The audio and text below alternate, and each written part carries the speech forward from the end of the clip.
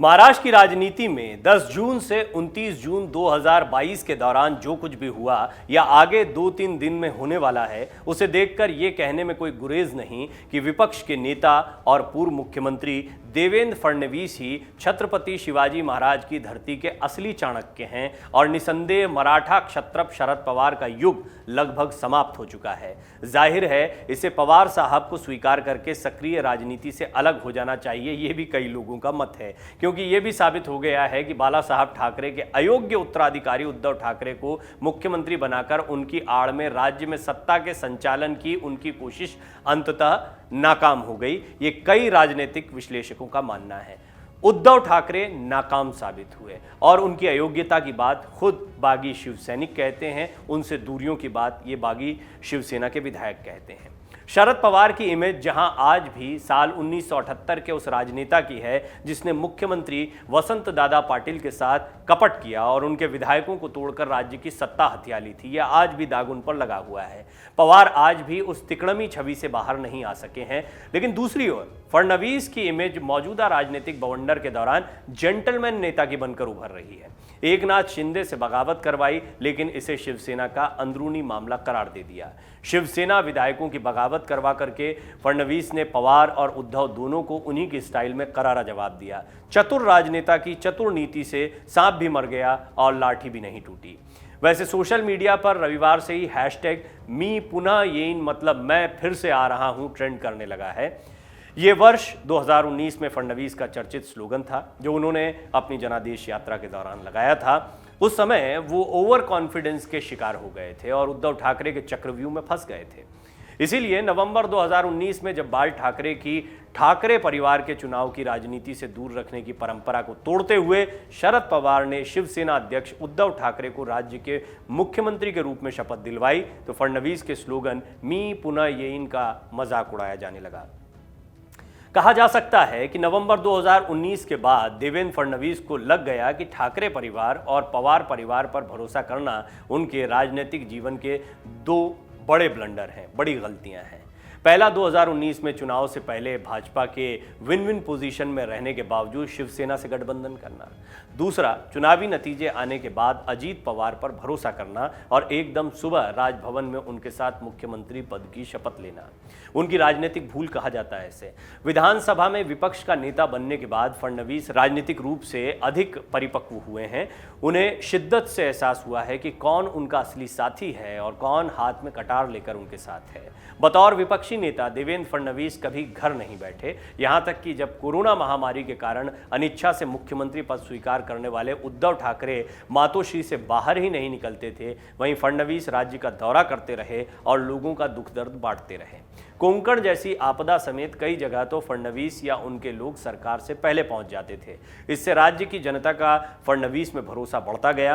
राज्य के लोग भी मानने लगे कि 2019 के चुनाव में जिसे उन्होंने मुख्यमंत्री बनाने के लिए गठबंधन को वोट दिया था, उसे राजनीतिक साजिश के तहत भले सत्ता नहीं मिल पाई, लेकिन वो नेता उनसे कटा नहीं है। कोरोना वायरस के संक्रमण के दौरान फडणवीस उतने ही सक्रिय रहे जितने सक्रिय वो राज्य का मुख्यमंत्री रहते हुए थे। उनकी सक्रियता का आलम यह था कि वो दो बार कोरोना से संक्रमित हुए, लेकिन जनता की सेवा करने के अपने इरादे से विचलित नहीं हुए। यही बात फडणवीस के पक्ष में जाती है। देश की राजनीति में फडणवीस का ग्राफ बहुत तेजी से बढ़ा है। राजनीतिक पंडित मानने लगे हैं कि फडणवीस में भाजपा की अगली पीढ़ी के शीर्ष नेता बनने की पूरी कुव्वत है और जब नरेंद्र मोदी राजनीति से संन्यास की घोषणा करेंगे तो उनके उत्तराधिकारियों में फडणवीस भी शामिल होंगे। और इनमें अगर बात की जाए सबसे आगे चेहरे की, तो ये बताने की ज़रूरत नहीं है कि योगी आदित्यनाथ को जिस तरह की कामयाबी उत्तर प्रदेश में मिली है, हिंदुत्व का चेहरा वो बनकर उभरे हैं, तो वो दौड़ में सबसे आगे चल रहे हैं। लेकिन फडणवीस भी उनमें से एक होंगे, उस लिस्ट में एक होंगे जो मोदी के उत्तराधिकारी कहलाएं। मुख्यमंत्री उद्धव ठाकरे के बारे में यही कहा जा सकता है कि पवार के झांसे में आकर सेक्युलर बनने का उनका फैसला ब्लंडर साबित हुआ और इस चक्कर में उन्होंने अपने पिता की विरासत को भी गंवा दिया। राजनीतिक हलकों में 22 जून से ही कहा जा रहा है कि वर्षा छोड़ते समय उद्धव सीएम पद भी छोड़ देते तो थोड़ी सहानुभूति मिलने की गुंजाइश रहती। उद्धव को 10 जून 2022 को राज्यसभा चुनाव में एहसास हो गया था कि शिवसेना पर से उनकी पकड़ ढीली पड़ गई है और बगावत के दूसरे दिन यानी 22 जून से ही उद्धव को पता चल गया था कि बगावत करने वाले शिवसेना विधायक किसी भी कीमत पर वापस नहीं लौटेंगे। उद्धव को पता चल गया था कि बगावत करने वाले शिवसेना विधायक किसी भी कीमत पर वापस नहीं लौटेंगे, क्योंकि उन्हें संदेह है कि सेक्युलर पॉलिटिक्स से वो दोबारा विधायक चुने जा सकेंगे। वर्ष 2019 में चुनावी राजनीति में उतरने से पहले उद्धव ठाकरे को जेंटलमैन पॉलिटिशियन माना जाता था। वो अपने पिता की तरह आक्रामक स्वभाव के नहीं थे, बल्कि विनम्र राजनेता माने जाते थे। इसीलिए जब बाल ठाकरे ने पुत्र मुंह में पड़कर राज ठाकरे की जगह उद्धव को अपना उत्तराधिकारी बनाया, तभी राजनीति के टीकाकारों को लगा कि सीनियर ठाकरे ने एक अदूरदर्शी और घातक फैसला ले लिया और कमजोर व्यक्ति और अपरिपक्व व्यक्ति को अपना उत्तराधिकारी बना दिया। इसका नतीजा 2014 के चुनाव में ही देखने को मिला, जब राज्य के भारतीय जनता पार्टी के साथ भगवा गठबंधन में शिवसेना बड़े भाई से छोटी बहन की भूमिका में आ गई। यह शिवसेना के पतन की शुरुआत थी। दरअसल उद्धव ठाकरे ने अगर अपने पिता की विरासत को गवा दिया तो उसके लिए वो उसी तरह जिम्मेदार हैं जिस तरह 2014 के विधानसभा चुनाव में उन्होंने भाजपा शिवसेना गठबंधन टूटने के लिए भाजपा नेतृत्व को जिम्मेदार माना था और चुनाव प्रचार में प्रधानमंत्री नरेंद्र मोदी और केंद्रीय गृह मंत्री अमित शाह के बारे में इस तरह का कमेंट किया था, जिससे आमतौर पर परिपक्व नेता बचते हैं। 2014 के चुनाव प्रचार में उद्धव के भाषण से साफ हो गया था कि उन्हें भविष्य में जब भी मौका मिलेगा वो भाजपा से बदला जरूर लेंगे। यहां फडणवीस उनकी मंशा भांपने में असफल रहे। बहरहाल 2019 में जब भाजपा की विधानसभा में विधायक संख्या 122 से घटकर 106 होते ही उन्होंने अपने अपमान का बदला लेने का सही मौका भांप लिया। उद्धव ने भाजपा के सामने 2.5 साल के मुख्यमंत्री के कार्यकाल की शर्त रख दी, जबकि भगवा गठबंधन ने फडणवीस के नेतृत्व में चुनाव लड़ा था। इसके बाद जाहिर तौर पर फडणवीस को दोबारा 5 साल के लिए मुख्यमंत्री बनाने की घोषणा कर चुकी भाजपा ने उद्धव ठाकरे की शर्त सिरे से खारिज कर दी और गठबंधन टूट गया।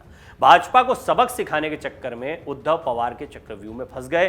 कांग्रेस और राष्ट्रवादी कांग्रेस पार्टी के साथ मिलकर महाविकास अघाड़ी का गठन किया। सीनियर ठाकरे की परंपरा से हटकर मुख्यमंत्री बने और बेटे को भी मंत्री बना दिया। सीएम बनने के बाद तो हिंदू हृदय सम्राट बाल ठाकरे की शिवसेना सेक्युलर शिवसेना के रूप में ट्रांसफॉर्म होने लगी। उद्धव ने शिवसेना को ऐसा सेक्युलर राजनीतिक दल बना दिया जो हिंदू विरोधी कार्यकर्ता दिख रहा था। जो जिंदगी भर शिवसैनिक राग हिंदू अलापता रहा, वो समझ ही नहीं पाया कि उद्धव साहब ये क्या कर रहे हैं।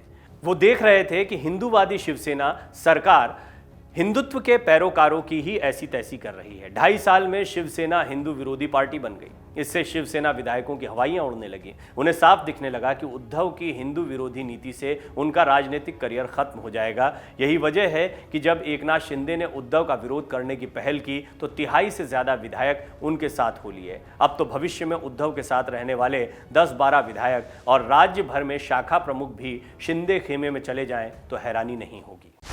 डाउनलोड करें अमर उजाला ऐप और पाएं खबरें लगातार।